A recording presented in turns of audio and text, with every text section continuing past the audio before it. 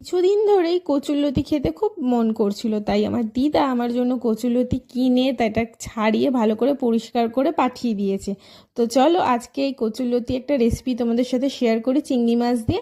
প্রথমেই দেখো কচুরলতিগুলোকে আমি ভালো করে গরম জলে ভিজিয়ে নিয়েছি। মানে গরম জলে একটু নুন হলুদ দিয়ে ভালো করে একটু সেদ্ধ হতে দেবো। সেদ্ধ হয়ে যাওয়ার পর, বেশি সেদ্ধ করব না তাহলে গলে যাবে। তারপর একটা কড়াইয়ের মধ্যে সর্ষের তেল গরম করে তার মধ্যে পেঁয়াজ কাঁচা লঙ্কা কালো জিরে ফোড়ন দিয়ে ভালো করে নাড়িয়ে চাড়িয়ে নিতে হবে।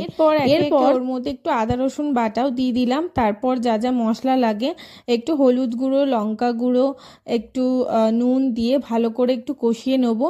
ভালো করে নাড়াচাড়া হয়ে গেলে ওর মধ্যে এবার আমি চিংড়ি মাছটাও দিয়ে দেবো। চিংড়ি মাছ দিয়ে ভালো করে নাড়বো। দেখো এখানে ভালো করে কষিয়ে নিচ্ছি।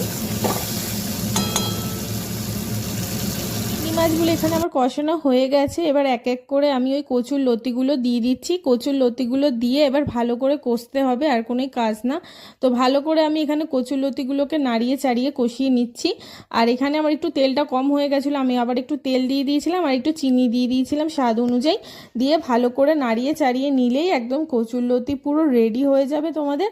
আর গরম গরম ভাত দিয়ে খাবে।